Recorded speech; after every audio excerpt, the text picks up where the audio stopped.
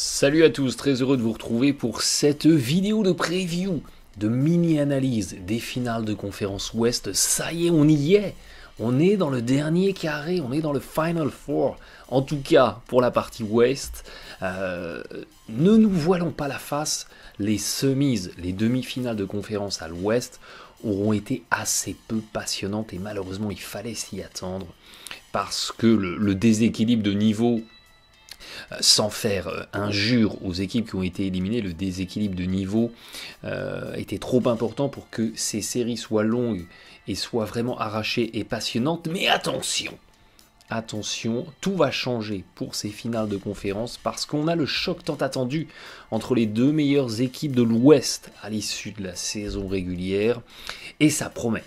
Je vous propose dans cette vidéo de comprendre un petit peu les rapports de force, de comprendre qui peut dominer qui dans quel compartiment, et puis de vous donner un maximum de clés pour que vous compreniez cette série, que vous puissiez l'analyser, et que eh bien, vous ayez les raisonnements les plus clairs possibles pour comprendre les enjeux. Les rapports de force, ils sont très très simples. On a d'un côté la meilleure attaque de la NBA, les Warriors, face à la deuxième meilleure attaque de la NBA, les Rockets. Et on a, parallèlement à ça, la sixième meilleure défense, Houston. Je vous en avais parlé en vidéo, les Rockets, ils ont énormément progressé cette saison en défense, et collectivement, c'est solide. Sixième défense, Houston, face à la neuvième défense, les Warriors. Donc on a deux clones face à face. À côté de ça, vous avez les deux meilleures équipes de la NBA au pourcentage au tir réel. Donc c'est vous pondérez tir à 1 point, lancer franc, 2 points et 3 points. Vous obtenez un pourcentage global. Eh bien on a les deux meilleurs de la ligue dans ces compartiments-là. Et on a la 10e et 11e meilleure équipe de la NBA au rebond face à face. Encore une fois, les clones, les photocopies qui s'annoncent. Mais par contre, et c'est pour ça que cette série elle va être passionnante et je veux vous alerter là-dessus. Certes, ça va être Curry face à Chris Paul, Kevin Durant face à James Harden. Ça fait vendre, ça fait des articles putaclic. Mais ce qui est vraiment pour moi passionnant dans cette série, c'est qu'on a offensivement deux visions du basket qui s'affrontent et qui vont se faire face de plein fouet. Et c'est très intéressant parce qu'on a un peu l'ancien monde avec les Warriors face au nouveau monde, les Rockets. Je m'explique. On a d'un côté les Warriors qui proposent en moyenne 450 touchés de balle par match. C'est le 4e niveau NBA. Donc on a un ballon côté Warriors en attaque qui est extrêmement vivant. Ça circule beaucoup, il y a beaucoup de passes. Il y a 5, 6, 7 passes avant un tir. Basket très fluide, très collectif. Ballon très vivant en attaque. Opposé à ça, eh bien, on a l'équipe des Houston Rockets qui propose en attaque en moyenne 373 touches de balle. C'est le plus petit rendement de la NBA. A contrario, du côté des Rockets, on a une attaque un petit peu plus statique avec de la fixation balle en main et on ressort sur les tireurs à 3 points. On a deux visions complètement opposées et pourtant les mêmes niveaux de rendement offensif. Donc, je ne suis pas en train de vous dire l'une est meilleure que l'autre.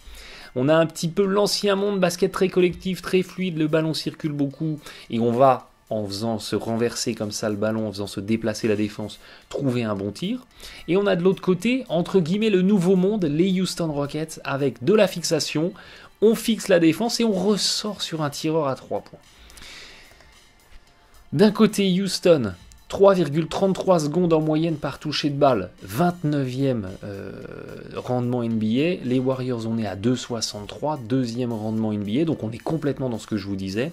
On a d'un côté un ballon qui est gardé plus longtemps en main par toucher de balle, si vous voulez, du côté des Rockets, parce qu'on va beaucoup fixer balle en main pour ressortir sur les tireurs, alors que côté Warriors, c'est un peu la patate chaude. La passe est très très vite retransférée vers un autre coéquipier.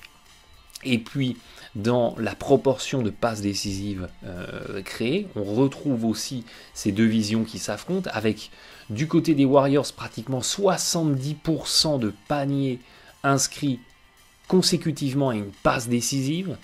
Donc 7 paniers marqués sur 10 vont générer à un coéquipier une passe décisive, on est à 55 du côté des Rockets, 22e rendement NBA. Donc on a plus de paniers marqués sur des séquences en isolation ou en pull-up, ou après beaucoup de dribbles, des séquences qui ne génèrent pas de passes décisives pour les coéquipiers. On a donc du côté des Warriors beaucoup de circulation de balles, des circulations de balles qui vont créer des renversements, créer des passes décisives, créer des paniers entre guillemets clés en main, comme j'aime à les appeler. Et de l'autre côté, on a une équipe des Rockets qui va être dans un compartiment d'attaque un petit peu plus binaire, avec tentative de jouer le 1 contre 1. Si la défense se laisse déborder, vient pas aider, je vais au bout, et je ne génère pas de passe décisive et joue en isolation. Et à contrario, côté Rockets, c'est si je fais une passe à un coéquipier, ça n'est pas, entre guillemets, pour construire collectivement en attaque, pour faire se renverser la défense plusieurs fois en faisant circuler la balle. Si je fais une passe à un coéquipier dans l'attaque des Rockets, c'est pour qu'il tire. C'est une passe, un tir. Vraiment pour schématiser, pour faire simple. Et ce qui est très fascinant, c'est que ces deux visions complètement opposées quelque part du basket, de l'attaque dans le basket, proposent les mêmes rendements. Donc, choisissez votre école, c'est l'école du Nanto ou l'école du haut couteau, vous choisissez votre école, au final, vous défoncerez toujours du mob dans l'insolence la plus totale, choisissez votre école. C'est ça qui est fascinant dans cette série, je vous présentais ça en préambule parce que je trouvais que c'était vraiment intéressant de l'avoir en tête. Alors, pour rentrer maintenant un petit peu plus dans le vif du sujet, dans l'analyse un peu tactique. On a du côté des Rockets une approche quantitative de l'attaque. On va beaucoup tirer à 3 points. On n'est pas forcément très adroit à 3 points. Regardez, quand on regarde la shooting chart, il y a pas mal de bleus, voire de bleus très foncés au-delà de la ligne à 3 points. Ça veut dire qu'on n'a pas la meilleure adresse de la ligue à 3 points, mais c'est dans une approche quantitative, plus de 1 tir tenté sur 2 du côté des Rockets et un tir au-delà de la ligne à 3 points. Et c'est parce qu'on tire beaucoup à 3 points qu'on va chercher un niveau d'efficacité offensif relativement élevé. On a le 5e pourcentage aussi de la ligue près du cercle. On retrouve, je vous en ai déjà beaucoup parlé, cette attaque binaire des Rockets. C'est soit je vais marquer un lay-up, soit je tire à 3 points. C'est le Murray Ball, en hommage au general manager des Rockets, qui est un fan de stats avancées et qui, bien avant les autres, qui a bien longtemps a compris que le tir à mi-distance, ça ne sert à rien dans le basket, parce que le tir à mi-distance, c'est 42-43% de réussite au tir réel, quand vous pouvez aller chercher du 60 tout près du cercle ou du 60 au-delà de la ligne à 3 points. Pragmatisme grâce aux stats avancées. Et puis, on en parlait, 14e pourcentage de la NBA seulement au-delà de la ligne à 3 points, alors qu'on a la première fréquence. Donc, on fait beaucoup, quelque chose dans lequel on n'est pas forcément excellent, mais c'est dans la quantité qu'on trouve l'efficacité. Au-delà des lay-ups et des tirs à 3 points, le total cumulé des autres tirs de ces Rockets, c'est seulement 10% du volume global. Donc regardez, quand vous regardez à mi-distance, il n'y a rien. Il n'y a même pas un petit point, quelque chose, il n'y a rien. Il n'existe pas dans l'attaque des Rockets autre chose, vraiment pour schématiser, que du 3 points ou du lay-up. Et puis au-delà de ça, ce qui fait aussi le succès de l'efficacité offensive de cette équipe des Rockets, c'est que l'équipe a le 3e free throw rate de la NBA, donc la 3e proportion de lancers francs tentés par rapport aux tirs normaux de la NBA, et quand vous allez chercher 20 ou 25% de vos points sur la ligne des lancers francs où vous êtes à 80% de réussite, forcément ça propulse votre attaque. 9e pourcentage de la ligue au lancer franc, c'est Rockets, donc ils font, à contrario sur les lancers, quelque chose qu'ils font relativement bien. Et ça les aide beaucoup aussi dans la construction de leur attaque. Merci James Harden, la machine à provoquer les fautes. Mais il n'y a pas que lui. Houston, attaque binaire, on en parlait, on le sait, c'est le Murray Ball. Que peuvent proposer les Warriors face à cette attaque relativement binaire des Rockets? Que peuvent proposer les Warriors défensivement? Déjà, première chose qu'on peut constater, c'est que les Warriors y défendent relativement bien, voire très bien, les tirs tentés tout près du cercle, et ils défendent aussi relativement bien, voire très bien, les tirs à 3 points. Donc dans ce que Houston fait le plus, la défense des Warriors pourra répondre présent.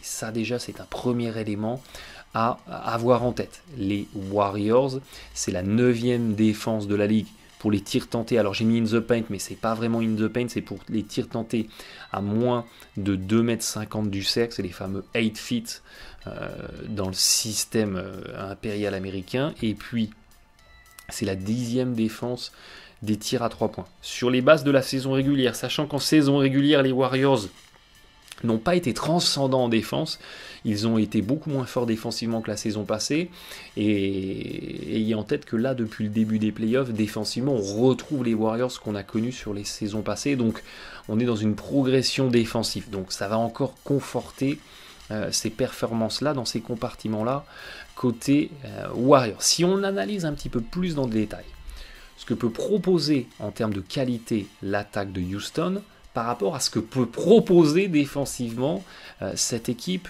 des Warriors. Alors j'ai ressorti, il était dans mes cartons, il prenait la poussière depuis l'année dernière, mon fameux petit tableau comparé des play types. Alors vous savez que dans le basket NBA sont catalogués, si vous voulez, dans différents compartiments, les composantes de l'attaque d'une équipe. Les diverses composantes, c'est l'isolation, le jeu en sortie d'écran, les démarquages, les hand-off, les main à main, les tirs de champ, les tirs de haut panier, le jeu en contre-attaque et le pick and roll, porteur de balle ou poseur de l'écran. Vous avez en bleu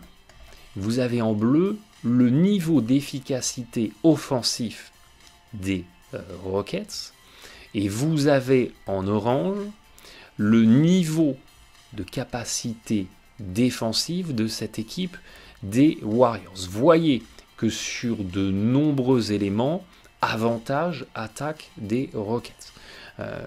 Avantage attaque des Rockets, mais à contrario, sur d'autres éléments qui comptent pas mal dans cette attaque des Rockets, je pense notamment au spot-up, au tir de champ, la défense des Warriors, elle est pas mal. On en parlait juste avant, la capacité de contester les tirs.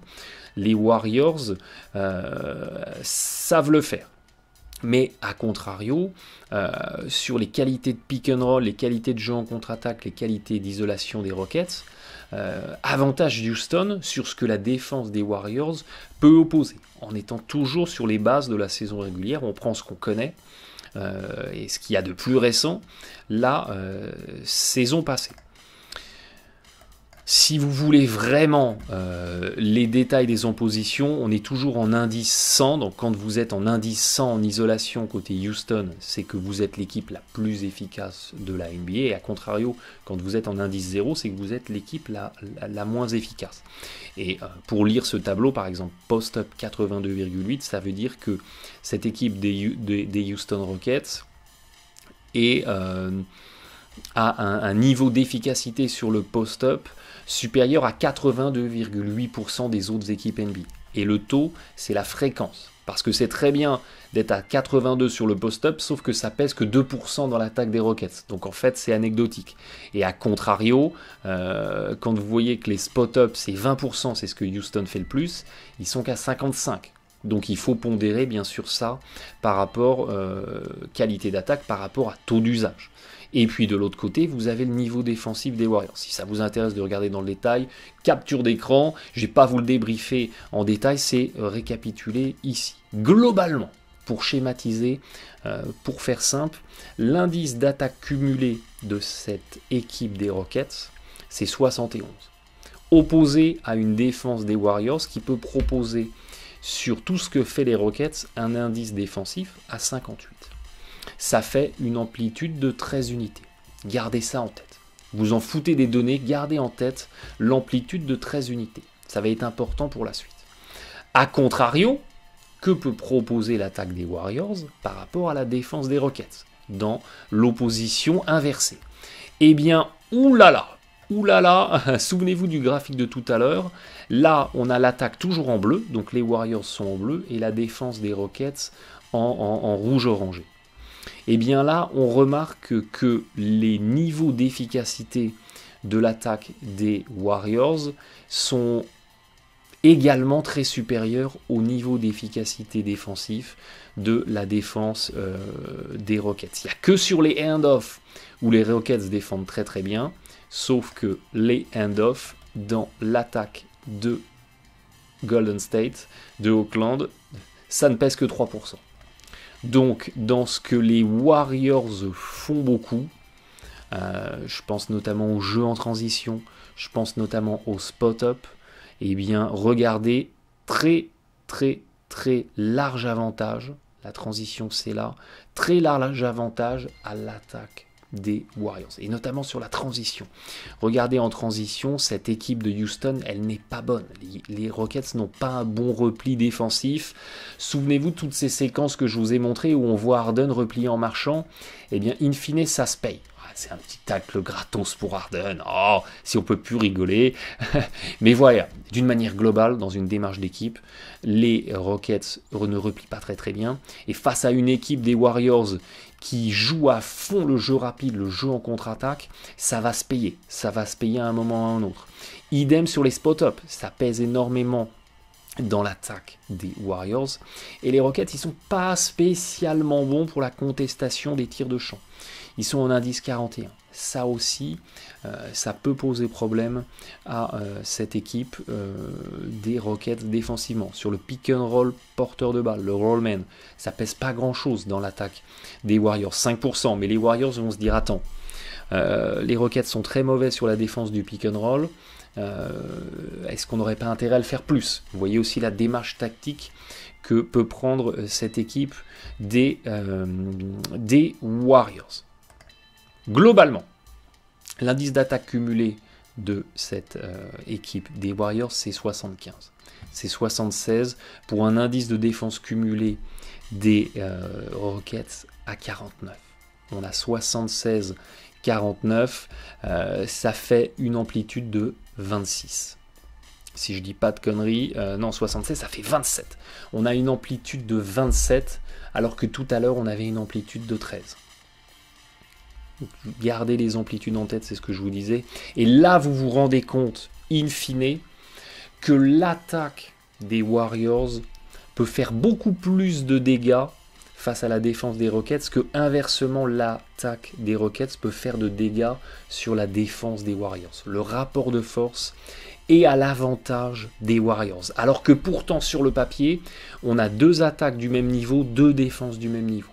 Mais quand on va dans le détail, quand on regarde un petit peu comment les attaques se structurent et comment les défenses en face vont répondre, eh bien on se rend compte que les Warriors, ils ont un avantage qui est assez net, qui est assez marqué sur la défense des Rockets. On est bien sûr toujours sur le papier et sur les bases de ce qu'on a vu en saison régulière.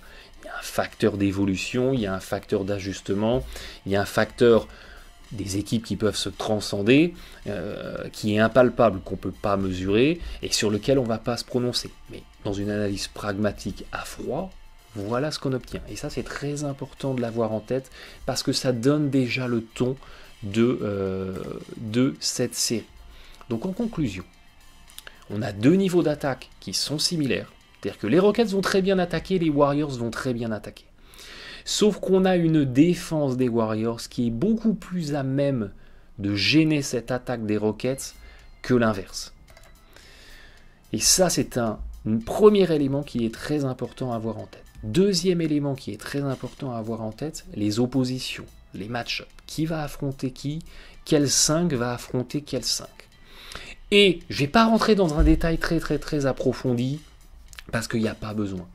Pour moi, la principale question que vous devez vous poser et que les Rockets et les Warriors vont se poser, c'est face aux fameux 5 de la mort de Golden State, à savoir Curry, Klay Thompson, Iguodala, Draymond Green, Kevin Durant. Ce fameux 5 small ball qui tourne à des rendements d'efficacité extraordinaires.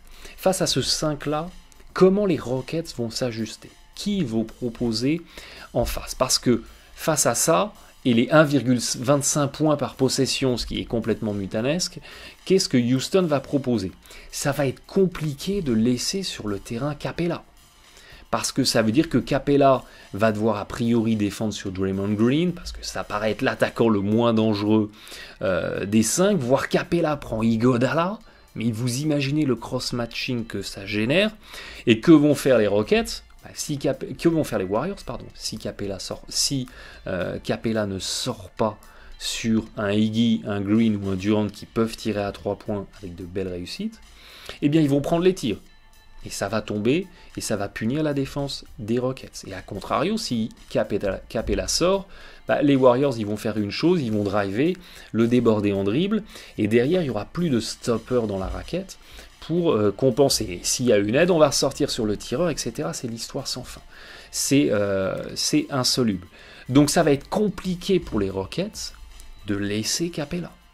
Donc pour matcher face à ce 5 de la mort, ils vont devoir faire une config vraisemblablement avec un front de courte Ariza, Tucker, Mbamute.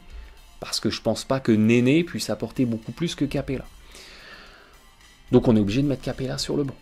Sauf que quand Capella est sur le banc, les Rockets c'est 49% de rebond, donc c'est une domination au rebond, et vous perdez un excellent stopper dans la raquette.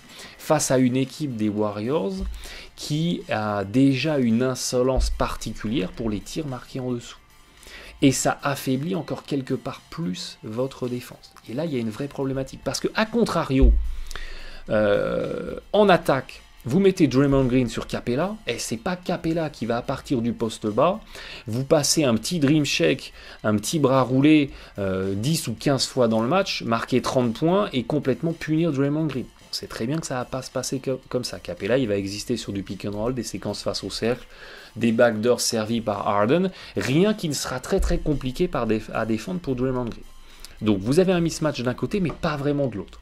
Ça crée encore un petit décalage en défaveur des Rockets. Troisième question qu'il est très important, et troisième interrogation qu'il est très important d'avoir en tête, l'apport offensif de James Harden. Le pourcentage au tir réel de James Harden qui a fait une saison de mutant, il est passé de 62 à 55% en playoff. Il y a un décrochage de l'adresse d'Harden. Ce décrochage, il est particulièrement marqué sur les tirs en pull-up. Les tirs en pull-up, c'est je suis en train de dribbler, j'efface mon défenseur et je tire. Je tire en sortie de dribble.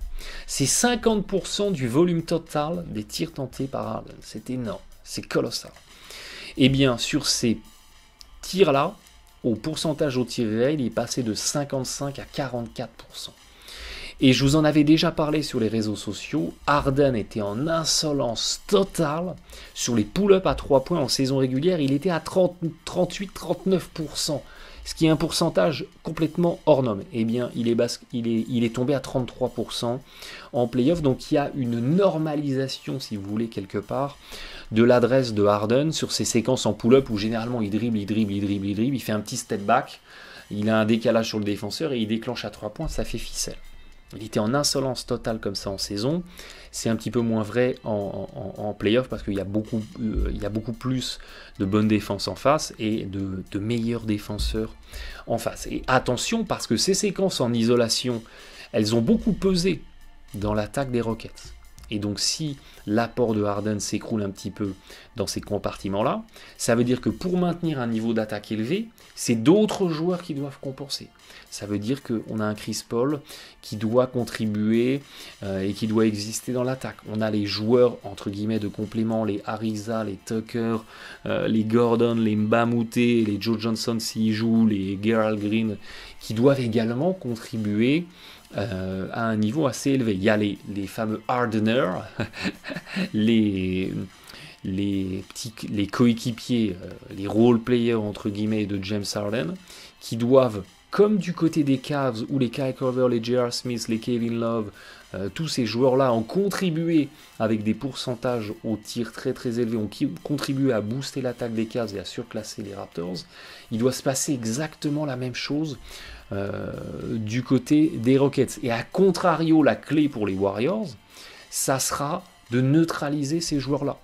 Vous empêchez Gordon, Ariza, Tucker, Mbamute d'être à 36-37% à 3 points, le match il est plié. Vous savez que les Rockets, vous allez les avoir à l'usure comme ça.